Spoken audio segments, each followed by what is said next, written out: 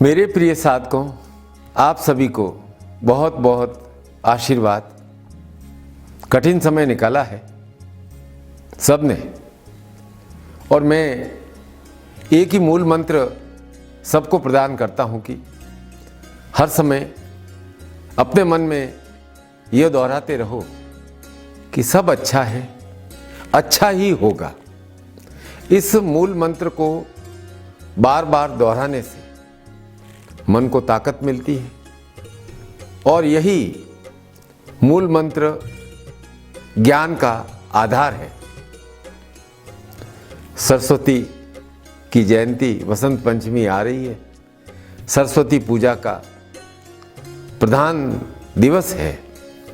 आप सभी को बहुत बहुत शुभकामनाएं। 16 फरवरी वसंत पंचमी, और इसे महोत्सव के रूप में संपन्न करना है। तो आज के इस संवाद का शुभारंभ सरस्वती प्रार्थना से करते हैं। क्या प्रार्थना है? सरस्वत्यै नमो नित्यं, भद्रकाल्ये नमो नमः। वेद वेदांत वेदा विद्या स्थानेभ्य एव च।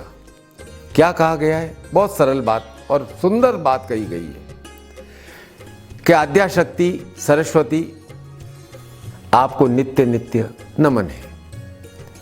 हे भद्रकाली, शौर्य की अधिष्ठात्री, आपको नित्य नित्य नमन है। और किसे नमन कहा गया है? वेद वेदांत अर्थात वेदों को नित्य प्रति नमन कहा गया है। और जो विद्या के स्थान हैं, जहाँ ज्ञान और विद्या प्राप्त होती है, उन्हें नमन है। ये सरस्वती प्रार्थना है। सरस्वती वेद वेदांत और विद्या के स्थान। और सरस्वती की प्रार्थना में कहा गया है कि सरस्वत्यै महाभागे विद्ये कमल लोचने, विद्या रूपे विशालाक्षी, विद्याम देहि नमोस्तुते। हे सरस्वती, आप कौन हैं? आप ज्ञानदात्री हैं। महाभाग्य प्रदान करने वाली हैं, ज्ञान प्रदान करने वाली हैं। मुझे ज्ञान दो, मुझे विद्या दो। और बहुत विचित्र बात है कि आजकल सरस्वती की पूजा केवल सबने विद्यार्थियों के लिए रख दी है कि सरस्वती की पूजा कौन करेगा? विद्यार्थी करेगा। बेचारे कलाकार, वादक, संगीतकार अपना कार्यक्रम प्रारंभ करते हैं तो पहले सरस्वती वंदन करते हैं, क्योंकि बाकी जनता लक्ष्मी लक्ष्मी लक्ष्मी पूजा में ही व्यस्त है। सरस्वती महाभागे प्रार्थना ये सभी व्यक्तियों को याद दिलाती है कि जब तक सरस्वती का साथ नहीं होगा, जीवन में अज्ञान रहेगा। अब कई लोग सोचते हैं कि अज्ञान हो गया तो क्या हो गया? जीवन में धन का प्रवाह है तो सब कुछ अच्छा है, बस धन आना चाहिए। इसी संकुचित मानसिकता के कारण ज़्यादातर लोगों के जीवन में रस शुष्कता अर्थात रस का अभाव हो गया है। सामान्य भाषा में बात कहूं तो ऐसा लगता है कि ज़्यादातर लोगों के जीवन में उदासी छा गई है। अब आप कहोगे कि ऐसा कैसे हो सकता है? हमारे जीवन में रस तो लक्ष्मी से आता है, और रस का अर्थ है कि भौतिक सुखों की प्राप्ति, और हमारे जीवन में वीर रस काली देती है। तो हम सरस्वती तो ज्ञान की देवी है, और वैसे भी ज्ञान तो शुरू से क्या है कि सब बोरिंग मानते हैं कि अब ज्ञान में क्या रस है। ऐसा है कि आपकी दलील बिल्कुल गलत नहीं है, क्योंकि सबको मौज मस्ती करने में तो थोड़ा रस मिलता ही है। लेकिन आज मैं आपको एक गूढ़ ज्ञान की बात कर रहा हूं, गुरु ज्ञान। ऐसा ज्ञान जो जीवन भर आपके साथ रहेगा। वास्तव में सरस्वती का अर्थ क्या है? तीव्र रस। जैसे कश्यप से सूर्य उत्पन्न हुए और वे सारे संसार को देखते हैं। जो कश्यप है वह पश्यक है, अर्थात देखने वाला है। इसी प्रकार जो सरस्वती है ना, वह तीव्र रस धार वाली आद्या शक्ति है, क्योंकि सरस्वती शब्द किससे बना है? सरसु अति, जिसका अर्थ ही है तीव्र रस धार। अब आपको लग रहा है कि सरस्वती कैसे तीव्र रस धार वाली है। एक कथा आपको बताता हूं। वैसे आपको कहानियां बहुत अच्छी लगती है और आप कहानी बोलता हूं तो आप मेरी बात पर ज़्यादा ध्यान देते हैं। धर्म और भगवान कथा कहानियों के माध्यम से हमसे बात करते हैं। वेदों में क्या है कि ऋचाएं और मंत्र लिखे हुए हैं और कहानियों में धर्म आदर्श को गूंथ दिया गया। पुराणों में भी यही बात है। पुराण अर्थात पुरानी बात। क्या? Old is gold. तो मैं आपका गुरु हूं, वो भी गोल्ड हूं, ओल्ड हूं और गोल्ड ही रहूंगा। अब चाहे कितना भी महंगा रत्न ले लो, गोल्ड के बिना उसको जड़ोगे कैसे? क्यों? खैर, मैं कहानी की बात पे आता हूं। या देवी सर्वभूतेषु बुद्धि रूपेण संस्था। कथा आपने भी कई बार सुन रखी होगी। एक बहुत सुंदर कथा है, मर्म समझना। एक राजकुमारी थी विद्योत्मा। तो विद्योत्मा को क्या है कि उसने बहुत शास्त्रों का अध्ययन किया और मैं कह रहा हूं उसने अति ज्ञान प्राप्त किया। अब अति ज्ञान में क्या होता है कि ज्ञानी होते हैं ना, अति ज्ञानी, उनमें अहंकार आ जाता है। और जिसके पास ज्ञान होता है ना, वो पूरे संसार को, अपने ज्ञान को सिद्ध करना चाहते हैं। तो राजकुमारी ने भी इसी उद्देश्य से पंडितों से शास्त्रार्थ करना चाहती थी। जो जो विद्वान मिलते उनसे शास्त्रार्थ करो, मेरे से शास्त्रार्थ करो, जिससे उनकी ज्ञान की प्रशंसा और सब जगह उनका नाम फैले। और एक बार तो उसने जोश में घोषणा कर दी कि जो उसे शास्त्रार्थ में हरा देगा वह उससे ज़्यादा ज्ञानी होगा, उससे ही शादी कर लेगी। अब कई विद्वान आए, पंडित आए, शास्त्रार्थ हुआ, हार जाते। और अब राजकुमारी को और अभिमान हो गया। वैसे एक बात है, अभिमानी और अहंकारी व्यक्ति है ना, वो दूसरों को तुच्छ समझता है और उनकी निंदा भी करता है कि मेरे से ज़्यादा ज्ञान थोड़ी है, मैं ज्ञानी हूं। ये जिनमें हर व्यक्ति ज्ञान को पचा नहीं पाता है। मेरा विचार से तो जो ज्ञानी है ना, वो और अधिक शांत होना चाहिए। जहां ज्ञान है तो वाचालता नहीं हो सकती। ज्ञानी वही है जो नम्र हो और जिसमें हर समय सीखने का भाव हो। तो अब जैसी कि मनुष्यों की प्रवृत्ति होती है, तो उन पंडितों ने भी सोचा कि अब इस राजकुमारी से प्रतिशोध लेना पड़ेगा, इसको कुछ सबक सिखाना पड़ेगा जिससे इसका थोड़ा गर्व उतरे, गर्व हल्का हो। तो उन्होंने कहा कि अपने लोगों से तो शास्त्र ज्ञान इससे हो नहीं रहा है, ऐसा करते हैं कि इसको किसी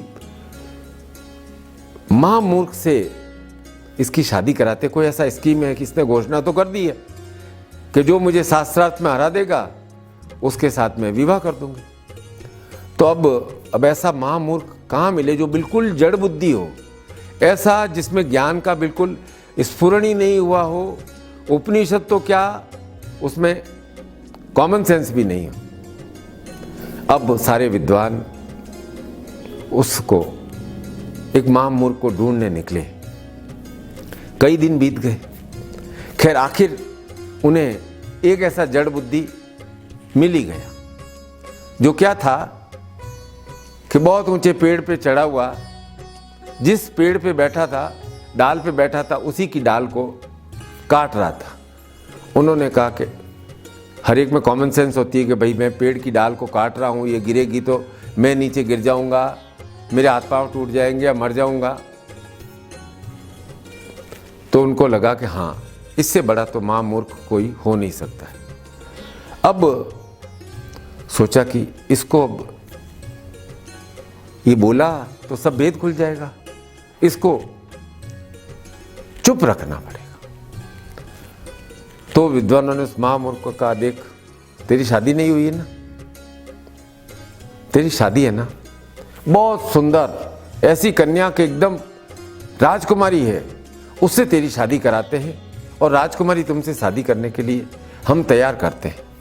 अब शादी के लिए कौन तैयार नहीं हो, वो भी राजकुमारी, वह मूर्ख भी तैयार हो गया और कहा कि पर शर्त एक है, तेरे को कुछ वहां जाकर के उसके सामने बैठना है, कुछ पूछेगी वो, लेकिन तू ऐसा करना, तू बिल्कुल चुप रहना, तू कुछ मत बोलना। अब शादी का लालच कि शादी हो जाएगी, चुप।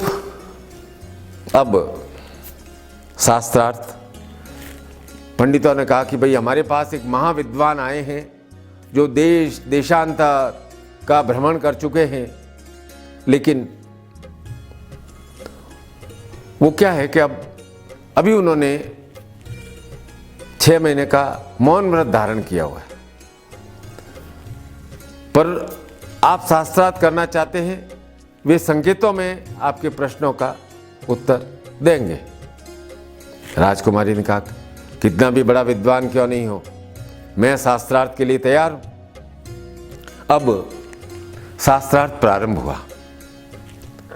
इधर हमारे महामूर्ख महोदय बैठे और उनके साथ वो जितने पुराने हारे हुए पंडित थे वो बैठे, एक तरफ राजकुमारी बैठी, दोनों बैठे भाई ऊंचे ऊंचे आसन पर बैठे। और कि पहला प्रश्न पंडितों ने कहा, राजकुमारी जी आप परम विदुषी हैं, पहला प्रश्न आप पूछिए। राजकुमारी ने कहा, मैं भी अब संकेत से ही प्रश्न पूछूंगी। तो पहले प्रश्न में राजकुमारी ने एक आंख उठाई, उसके सामने ऐसा करके एक आंख उठाई। अब वो महामूर्ख ने एकदम अपनी दोनों उंगलियां ऐसे सामने तान दी। राजकुमारी ने कहा, ये क्या उत्तर हुआ? तो पंडितों ने कहा कि आपका प्रश्न क्या था? कि मेरा प्रश्न है कि एक ब्रह्म से यह जगत निर्मित है। अब उनको मूर्ख महोदय को बात समझ में आई नहीं थी। उन्होंने सोचा कि राजकुमारी कह रही कि मैं तुम्हारी एक आंख फोड़ दूंगी।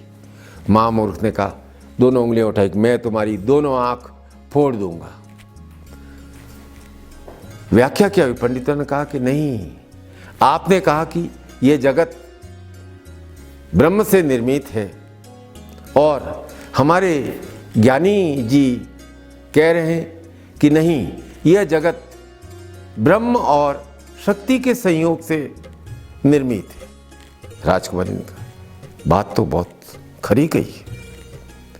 राजकुमारी ने कहा, मैं अगला प्रश्न पूछती हूं। राजकुमारी ने अपना हाथ उठाया और ऐसे 5 उंगलियां एकदम फैलाई। उसने मूर्ख महोदय ने सोचा कि अच्छा मुझे थप्पड़ मारना चाहती है, तो उसने अपना मुक्का हाथ 5 उंगलियों को मुट्ठी में बांधा और तान करके एकदम हाथ को आगे पीछे ऐसा ले गया कि तू मेरे को थप्पड़ मारेगी तो मैं तेरे को मुक्का मार दूंगा। राजकुमारी ने कहा कि ये मैंने प्रश्न पूछा, इसका ये अर्थ क्या है? राजकुमारी ने कहा, मेरा प्रश्न था कि यह शरीर 5 तत्वों से निर्मित है और क्या है? पंडितों ने कहा, आप क्या ये महोदय क्या कह रहे हैं? उन्होंने कहा नहीं, हमारे पंडित जी कह रहे हैं, ज्ञानी जी कह रहे हैं कि ये शरीर पंच तत्व से तो बना है, लेकिन एक मन इन पंच तत्वों को संचालित करता है। मुट्ठी का अर्थ है, उनका अर्थ है मन। अब ऐसे ही शास्त्रार्थ चलता रहा। राजकुमारी ने कहा बड़े ही ज्ञानी हैं, मैं हार मानती हूं, चलो चट मंगनी पट ब्याह, शादी करो। राजकुमारी ने वचन दे दिया था। अब शादी हो गई। अब आखिर आदमी कितनी देर चुप रहता।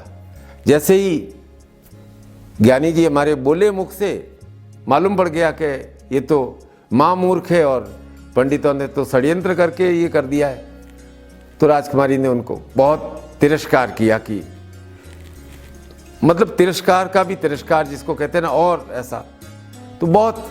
अब मूर्ख है तो क्या हुआ, तिरस्कार का जो इम्पैक्ट होता है, खराब जो लगता है, तो खराब उन्हें बहुत लगा।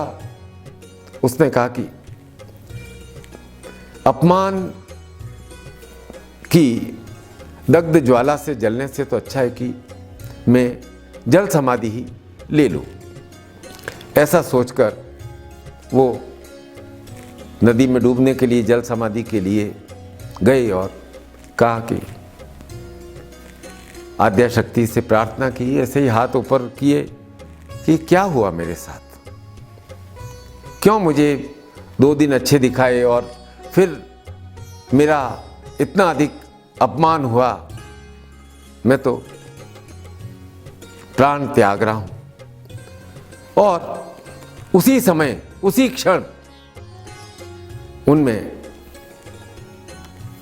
शक्ति का जागरण हुआ, सरस्वती शक्ति का। और फिर जब एक बार सरस्वती का जागरण हो गया तो वो रोम रोम में व्याप्त हो गया। और फिर उन्होंने मतलब युवावस्था के काल में लिखना, पढ़ना, सीखना एकदम ही उनके, जैसे कहते हैं ना, एकदम बत्ती जल गई, जिसको कहते हैं कि जैसे लाइट आती है, अंधेरा होता है, घना प्रकाश छा जाता है, वैसे ही सरस्वती की कृपा हुई और एकदम उनके मुख से ज्ञान फूट पड़ा। और उन्होंने, आप जानते हैं कि महाकवि कालिदास ने अभिज्ञान शकुंतलम, मृच्छकटिकम, रघुवंशम, महान महान ग्रंथ लिखे। तो सरस्वती की कृपा से क्या हुआ कि बुद्धि जागृत हो गई। बुद्धि जागृत हो गई तो क्या हुआ, मन के कपाट खुल गए। मन के कपाट खुल गए तो लेखनी की धारा प्रवाह आ गया। शब्द ज्ञान है वो शास्त्र ज्ञान हो गया।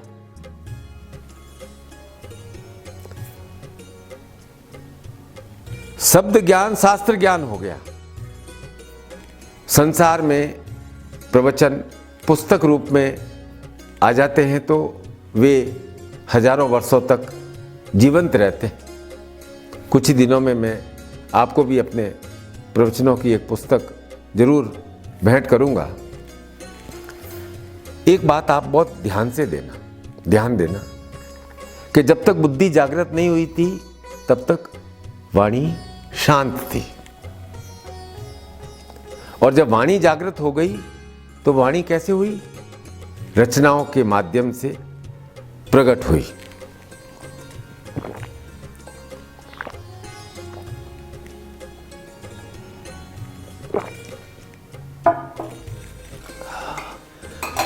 हरिओम। तो ये तो हुई कालिदास महाकवि, अब तो मैं कहूंगा महाकवि कालिदास। वाल्मीकि के साथ भी ऐसा ही हुआ। महान संत थे, तपस्वी थे, परम ज्ञानी थे, और राम की कृपा से वह ज्ञान प्रकट हुआ था। तो भगवान राम के बारे में एक महान बड़ा ग्रंथ लिखना चाहते थे, जो उन्होंने उन क्षणों में अनुभव किया था। समकालीन थे उनके, लेकिन भाव तो अंदर ही अंदर थे, लेकिन शब्द फूट नहीं रहे थे, केवल विचार विचार में थे। तो एक बार अपने शिष्य भारद्वाज ऋषि के साथ तमसा नदी में स्नान करने जा रहे थे दैनिक पूजन से पहले।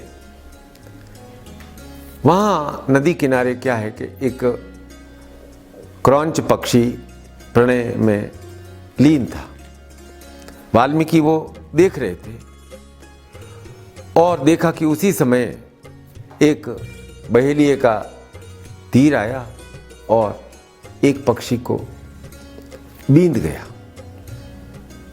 बड़ी पीड़ा हुई और उस पीड़ा में उनके मुख से एक श्लोक निकला। क्या श्लोक निकला? मां निषाद प्रतिष्ठा त्वम गम शाश्वती रामा यत क्रौंच मिथुनादेकवम अवधि काम मोहितम।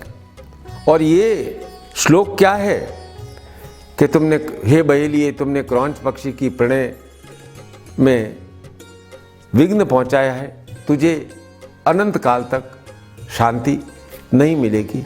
और आश्चर्य की बात क्या है कि रामायण का प्रथम श्लोक है और वो श्लोक वाल्मीकि के मुख से फूटा। वाल्मीकि का कवित्व, रचनाकार का कवित्व, जो जितने अंदर भाव थे वह जागृत हो गए और फिर तो एक के बाद एक उन्होंने श्लोक श्लोक श्लोक श्लोक लिखे और पूरी रामायण की रचना कर दी। तो ये सरस्वती क्या है? वाक शक्ति। वाक अर्थात वाक है वाणी को झंकृत कर देना। अब एक मूल बात करते हैं कि मनुष्य और पशु में क्या समानता है। मनुष्य और पशु में समानता है निद्रा, भय, आहार और मैथुन। ठीक है ना? ये मनुष्य में भी है, पशुओं में भी है। तो फिर हम मनुष्य अलग कैसे? हम मनुष्यों के पास बुद्धि अर्थात मति है और जब ये बुद्धि अभिव्यक्त कैसे होती है? वाणी के द्वारा, शब्दों के माध्यम से, और शब्द पुस्तक के माध्यम से, ग्रंथ के माध्यम से ज्ञान का स्रोत बन जाते हैं। निखिल मंत्र विज्ञान लिखा हुआ ही तो शब्द है, आपके लिए ज्ञान का स्रोत है, वेद ज्ञान का स्रोत है। निखिल के वचन पुस्तकों में लिखे गए वे ज्ञान का स्रोत है। अब पशुओं के पास पुस्तक नहीं है क्योंकि उनके पास शब्दों के लिए आवश्यक वर्णमाला नहीं है। पशुओं के पास विभिन्न प्रकार की बोलियां हैं। गाय क्या करती है? रंभाती है। कुत्ता क्या है? भौंकता है। शेर बाघ दहाड़ता है। चिड़िया चहचहाती है। प्रत्येक के पास स्वर तो है, पर पशुओं के पास वर्णमाला, रचना, ज्ञान नहीं है। तो अब आप बताओ कि वर्णमाला, रचना, ज्ञान, लेखन की अधिष्ठात्री कौन? सरस्वती। और सरस्वती के हाथ में क्या है? वेद। ब्रह्मा के हाथ में क्या है? वेद। क्योंकि ब्रह्मा की शक्ति सरस्वती है। और ये वेद क्या है? वेद ज्ञान है, वेद संस्कार है, वेद जीवन शैली है, वेद ईश्वर और मनुष्य के बीच में समायोजन है। पर वेद में ज्ञान का आधार क्या है? वर्णमाला। शब्द हैं, केवल स्वर नहीं, अक्षर है, शब्द है। उन शब्दों, अक्षर को शब्दों में पिरोया गया और अक्षर और शब्द का संयोजन होकर श्लोक बना। इसीलिए सरस्वती पूजा के दिन हम क्या करते हैं, बच्चों के हाथ में मिठाई नहीं देते, खिलौना नहीं देते, उनके हाथ में पुस्तक देते हैं, कॉपी देते हैं, पेंसिल देते हैं, स्लेट देते हैं, चाक देते हैं कि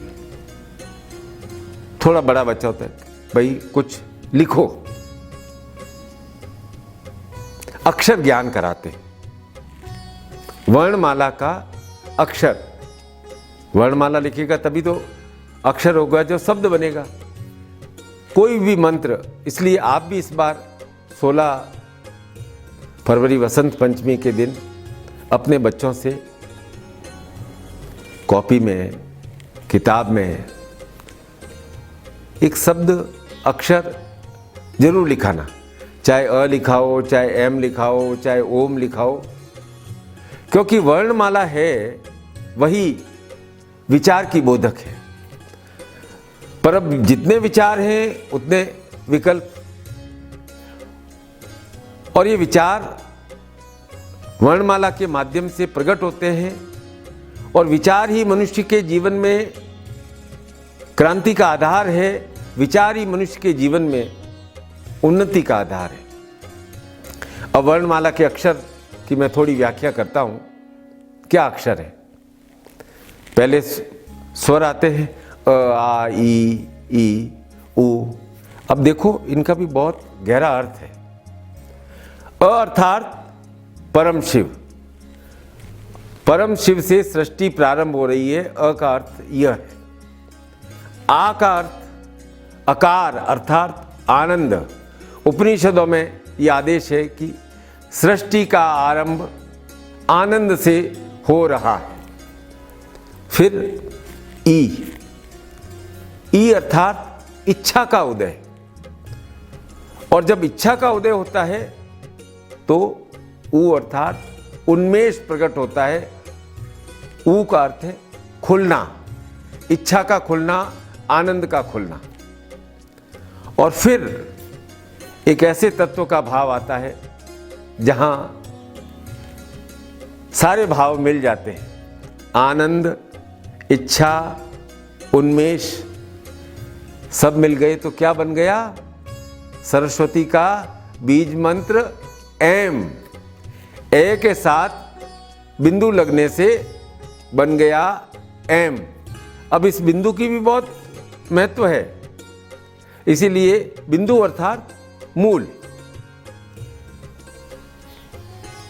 क्योंकि सरस्वती की प्रार्थना में एक श्लोक है, एंकारी सृष्टि रूपाय सरस्वती। तो आनंद की इच्छा से ही सृष्टि का प्रारंभ हुआ। आनंदेन जीवंती प्रयंती आनंदम अभिशविशंति इति। कह रहे भाई ये आनंद का भाव ही ब्रह्म का भाव है, आनंद से ही हम उत्पन्न हुए हैं, आनंद का ही हम उपभोग करते हैं, आनंद का उपभोग करने की हमारी आंतरिक इच्छा है, और अंतकाल में हम आनंद में ही विलीन हो जाते हैं। अब इस रस का भाव, आनंद का भाव कहां है?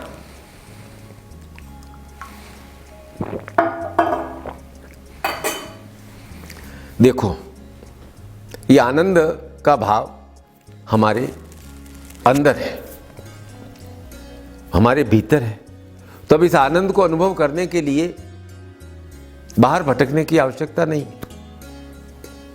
थोड़ा क्या मैं कहता हूं, गहरा मन में उतरना पड़ेगा। क्या कहा था मैंने कि सरस्वती का अर्थ है तीव्र रसधार।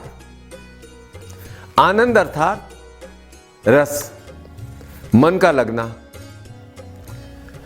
अर्थात जहां रस है वहां आनंद है। तो सरस्वती की साधना किसकी साधना है? सरस्वती की साधना रस की साधना है, आनंद की साधना है। अब थोड़ा मैं और बात को विस्तार से करूं, सरस्वती का स्वरूप क्या है। सरस्वती के हाथ में क्या है? वीणा है ना। और वीणा से क्या निकलते हैं? सुर। वीणा के तारों को झंकृत करते हैं तो सुर निकलते हैं। सुर क्या निकलते हैं? सा रे गा मा प ध नी सा, अर्थात सा से शुरू होकर सा में पूर्ण हो जाते हैं। अरे भाई, सा का अर्थ ही, सा से ही सरस्वती है, स से ही, सा से ही सरसता है, और सा से ही संगीत है। और एक बात आप और ध्यान देना, सरस्वती के हाथ में, सरस्वती ने माला धारण की हुई, हाथ में माला है ना, और माला काय की है? रुद्राक्ष की माला है। और रुद्राक्ष को आप देखना, रुद्राक्ष का शेप, उसके ऊपर कुछ धारियां, ग्रूव बने होते हैं, प्रकृति प्रदत्त होते हैं, क्योंकि रुद्राक्ष को शिव के अक्ष कहा गया है कि यह शिव के नेत्र से निकले हुए अश्रु है। और उस रुद्राक्ष की धारियां और रुद्राक्ष का जो स्वरूप होता है ना, वो बिल्कुल हमारे मस्तिष्क जैसा होता है। मंत्राणाम मात्र का शक्ति शब्द नाम ज्ञान स्वरूपिणी। तो ये जो हमारे मंत्र हैं, इन मंत्रों के मूल में भी वर्णमाला है। स्वर व्यंजन के सहयोग से बने शब्द जो मंत्र हैं, वो क्या करते हैं? हमारी ऊर्जा को एक उच्च स्तर प्रदान करते हैं। और जब शक्ति का हमें उच्च स्तर प्राप्त होता है तो वो मन को मुक्त कर देता है। अब मन को मुक्त करना इतना सरल भी नहीं है, क्योंकि मन से ही अवसर प्रारंभ होता है, मन से ही सपने उड़ान भरने के लिए तत्पर होते हैं, मन की ताकत से ही असंभव को संभव करने की शक्ति प्राप्त होती है, मन से ही सिद्धियां प्राप्त होती है। तो इसके लिए सरस्वती का आधार मंत्र और जप आवश्यक है। मंत्र क्या है? बीज। और जप क्या है? खाद। इसलिए सरस्वती ने केवल अपने हाथ में वेद ही नहीं रखे हुए, रुद्राक्ष की जप माला भी उन्होंने धारण की हुई है। और वेद का एक स्वरूप में जब आपको ये संकल्प करता हूं तो श्रुति स्मृति पुराणोक्त फल प्राप्ति निमित्तम। श्रुति वेद का ही एक स्वरूप है, जिन्हें ऋषियों ने वेद का उन्होंने आगे बोला, तो श्रुति के द्वारा वेद का ज्ञान का प्रचार प्रसार हुआ। तो सुना हुआ ज्ञान कैसे याद रहता है? स्मरण से।